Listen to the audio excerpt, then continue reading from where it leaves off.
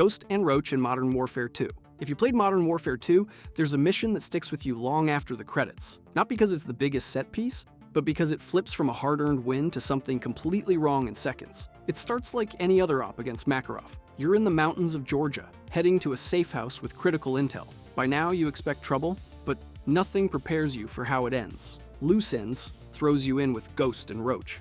Roach is silent but sharp. Ghost's voice is steady in your ear. You push through snowy terrain, clear patrols, and sweep buildings. It's chaotic, but controlled, the kind of danger you've adapted to. With these two, it feels like you can handle whatever comes next. After waves of enemies, you reach the compound and secure Makarov's files. You're hurt, but moving. Ghost calls for extraction, Roach carries the intel, and the LZ is close. Then something shifts. The music changes, smoke rises, and Shepard is waiting. He's been the voice behind every mission briefing, the man you've trusted for everything, but now he seems detached, almost cold. Ghost helps the limping Roach up the hill and hands him the data. You expect evac, but instead, Shepard draws his pistol and shoots them both. You're locked in place, forced to watch as two teammates you've been through everything with are dropped in seconds. Their bodies are doused in gasoline and set ablaze, erased like they were never part of the team. That's when it hits. Shepard never saw them as allies, only as a liability to his plan. The betrayal is quick and brutal. For players, it was a gut punch that reframed the entire story. No revenge, no closure, just the sound of the fire in the empty space where your team used to be. The people you thought would make it through anything were gone, and you never got the chance to say goodbye. Makarov in Modern Warfare 3. Alright, so if we are talking about pain, Makarov's death in Modern Warfare 3 is one of the most vicious, satisfying villain endings the series has ever pulled off. The build-up is relentless. Price and Yuri tear through the Oasis Hotel, dropping Inner Circle soldiers, shredding their Juggernaut armor, riding hacked elevators, dodging Little Bird gunfire, and smashing through defenses. By the time Price makes it to the rooftop, both he and Makarov are battered, exhausted, and ready for the final round. Makarov is already trying to escape on a Little Bird when Price launches himself onto it mid-flight.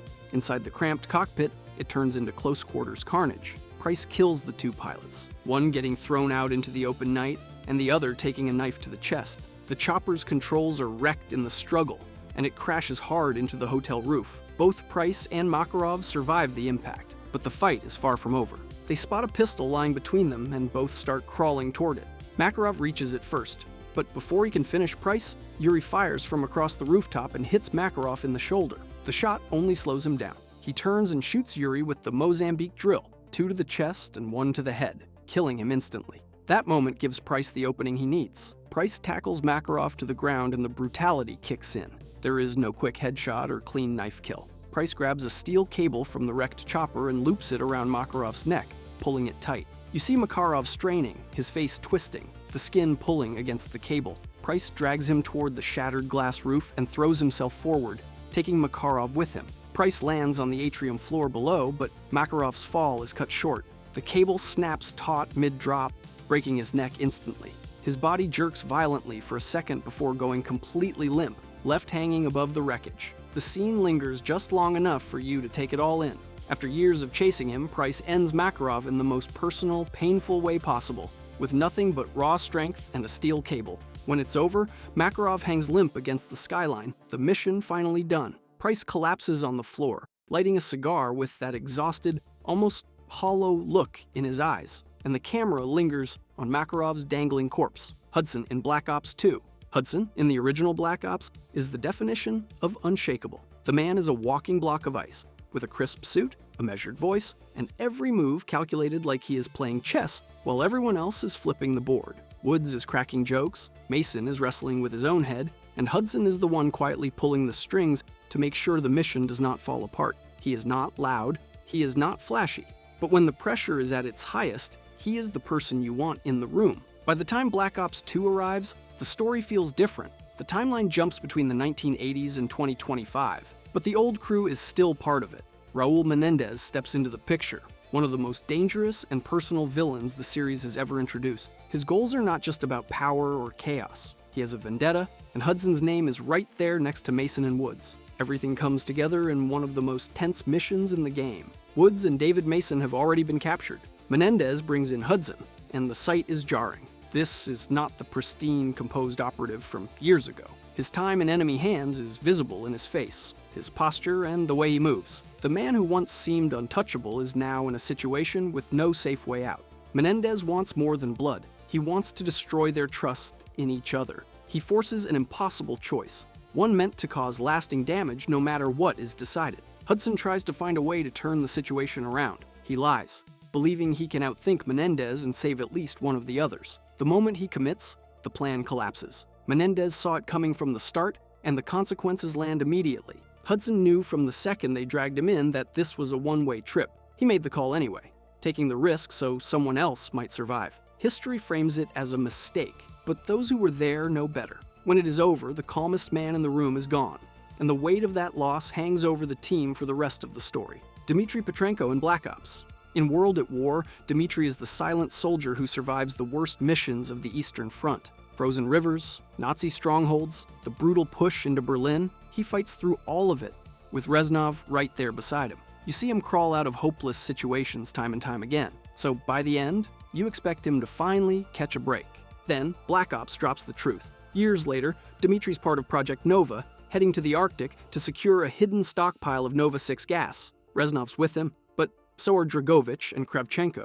And if you know COD villains, you know that combination never ends well. They reach the freighter, but instead of celebrating the find, Dragovich turns on his men. He executes the team one by one before shoving Dmitry into a sealed chamber as a live test subject. Reznov pounds on the glass, shouting, powerless to do anything, while Dmitry dies choking on the gas. The worst part? The game moves on without even a pause or a passing mention. For players who fought through World at War with him, it feels like losing a squad mate off camera, the kind of death that lingers precisely because it gets no send-off. Bowman Russian, roulette, death. Bowman takes a steel pipe to the head, and it's every bit as sickening as it sounds. One moment, he's standing in that bamboo cell with Mason and Woods, refusing to play the Viet Cong's twisted game of Russian roulette. They've been captured, beaten, and shoved into the corner of this dark, humid prison hut with Spetsnaz soldiers watching over them. The revolver gets loaded, the rules are made clear, and the tension is already sky-high. Bowman doesn't flinch. He refuses to give them the satisfaction of seeing him break, spitting defiance right in their faces. The Spetsnaz operative responds by tossing the revolver aside. He grabs a thick steel pipe, its surface scratched and stained from heavy use. Without hesitation, he swings it with full force. The first hit lands square on Bowman's skull, producing a dull, meaty crack that makes you instinctively tense up. Bowman staggers but stays on his feet, his body swaying under the impact. The second blow comes harder, and then a third, each one fueled by ruthless intent. The sound of metal crushing bone dominates the moment, mixed with the thud of Bowman's body hitting the bamboo floor. The camera holds on the scene, keeping you there as every strike lands. Mason and Woods are frozen, unable to act, and their helplessness makes the violence even harder to witness. This is not a quick cinematic where the game spares you the details. It plays out in full, slow enough for the weight of it to sink in. By the time it ends, Bowman is lying still on the ground, his body completely limp. The room is heavy with silence, broken only by faint noises from the camp outside. Inside that hut, everything feels cold and still. You're left staring at a squad mate who fought beside you through some of the toughest missions, now gone in a matter of seconds under unrelenting blows. The scene stays with you long after it's over.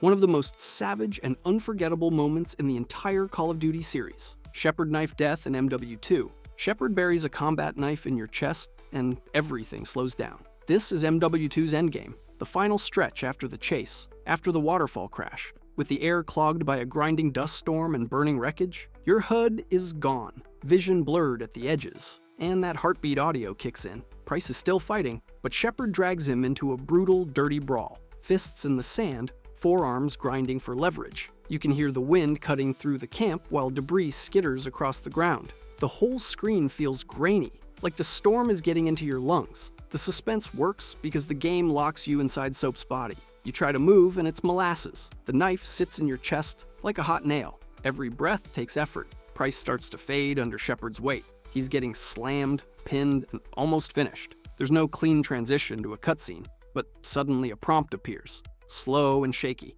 and you know what it wants you to do. You reach down, wrap your fingers around the hilt, and pull. It hurts to watch. The sound design sells it with a sticky rip you feel in your teeth. The screen tunnels harder. The storm roars. Shepard is about to drop Price for good, and that's when the game gives you the smallest window. One chance. No fancy scope, no aim assist safety net you can feel. Just muscle memory. You line it up through the haze and throw. The knife tracks through the tan swirl of dust and hits Shepard square, snapping him back and ending the fight in one brutal heartbeat. Price collapses beside you, the storm finally sounding distant, and the camera lingers on that dead quiet that follows a life-or-death struggle. It's the perfect payoff to the betrayal from earlier, the kind of moment COD players talk about years later. The build-up, the choking atmosphere, the feeling of dragging your body across sand while your commander is seconds from losing everything, and then that single throw that flips the entire story. Novak's bludgeoning death in Call of Duty Vanguard. Novak's death in Vanguard happens fast,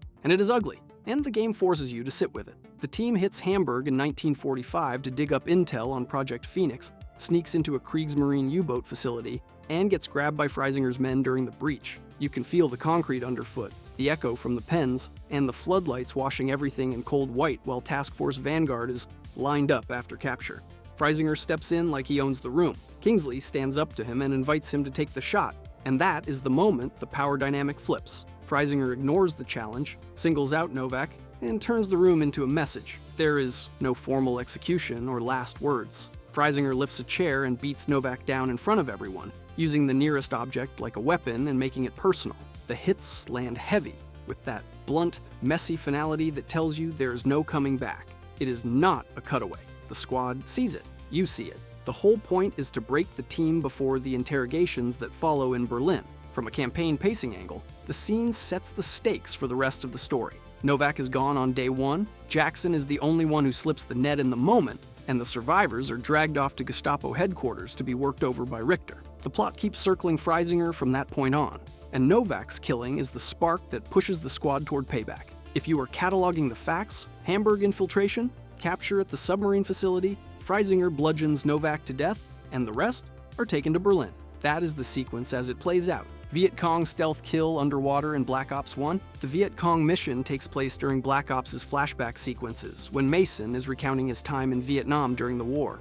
You are deep in the Mekong River region on a covert operation with Frank Woods and your squad, moving slowly through dense enemy-controlled territory. The objective is to infiltrate and sabotage Viet Cong positions, gather valuable intelligence, and disrupt their operations in the area without alerting their forces too early. Every movement feels tense, with the mission demanding patience and precision over all-out gunfire. The air is heavy with moisture, thick fog clinging to the river's surface, and the jungle presses close on all sides. Every sound feels amplified in the stillness, the distant croak of frogs, the faint rustle of leaves, and the slow ripple of water against your gear.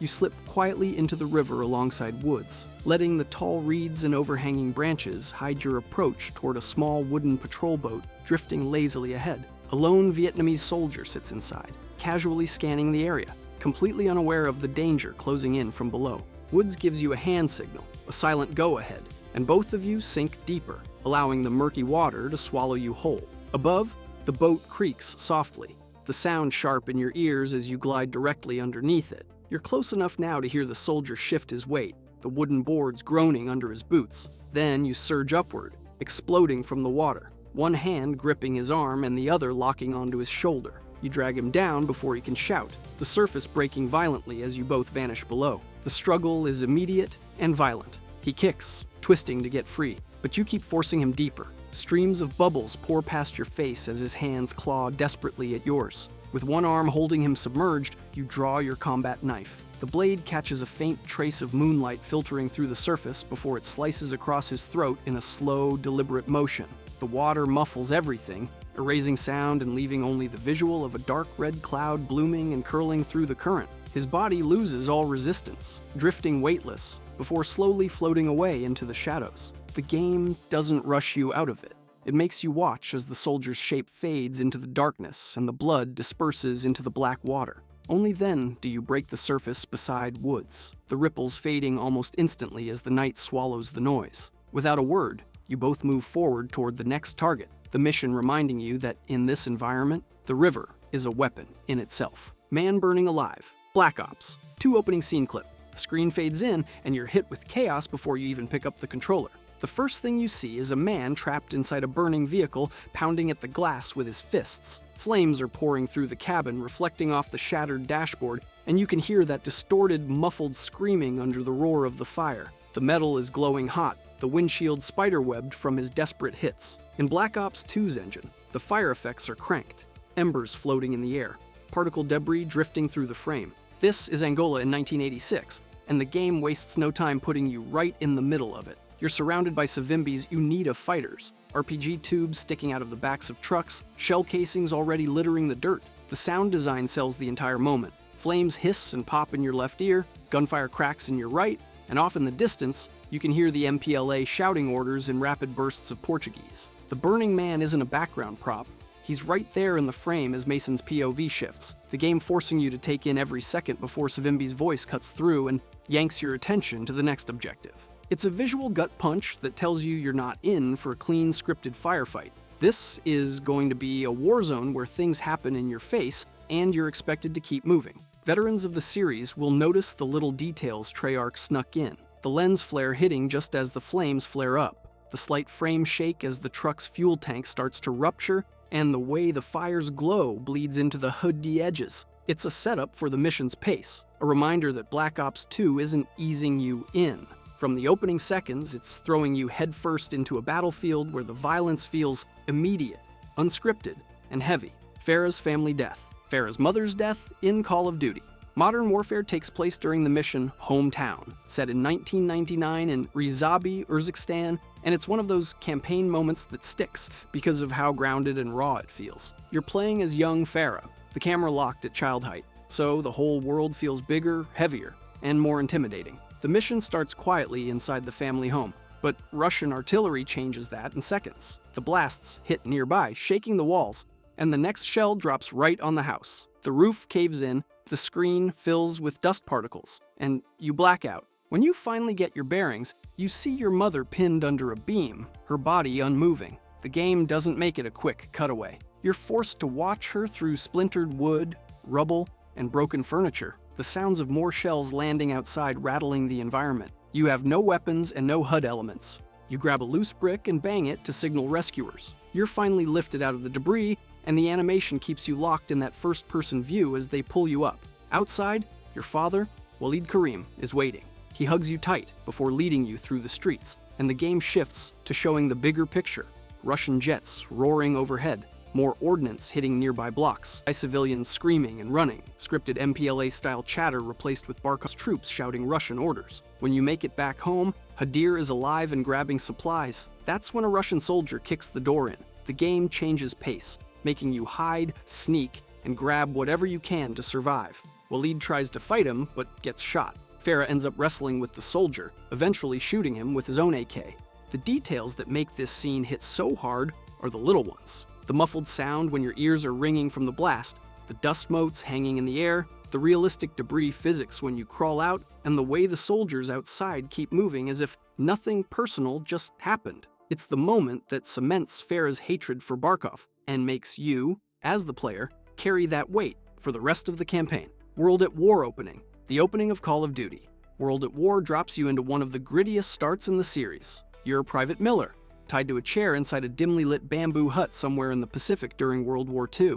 The air is damp and heavy, each breath laced with the smell of smoke and sweat. Outside, insects drone against the muffled Japanese chatter, and a single hanging lamp casts restless shadows across the room. The silence feels tense, like the kind that comes right before something violent. Across from you sits another captured Marine, hands bound tight. The Japanese officer steps forward, demanding intel. The Marine doesn't hesitate. He spits out a defiant retort, sealing his fate. The officer takes a long drag from his cigarette, the tip flaring in the low light, and leans in close to press the burning end straight into the Marine's eye. The smell of scorched flesh hangs in the air as the Marine jerks in pain. Without another word, the officer steps back, and one of his soldiers moves in from behind. The soldier yanks the Marine's head back and draws a blade across his throat in one clean motion. You're forced to watch as his body slumps lifelessly, the officer now turning his attention toward you. The foot soldier steps forward, blade in hand, ready to repeat the same execution. The tension spikes, your perspective locked in place as he approaches. Then suddenly, the hut door bursts open, and a knife bursts through the soldier's chest. Corporal Roebuck and the raiders storm in, cutting down the Japanese and freeing you. In seconds, they've untied you, shoved a weapon into your hands, and thrown you right into the fight. That cigarette burn and throat slit serve more than just shock value. They're there to jolt you awake, to strip away any illusions of a clean or noble battlefield. From the moment you take control, World at War makes it clear this Pacific campaign will be close, personal, and merciless, and the rest of the game carries that same brutal weight.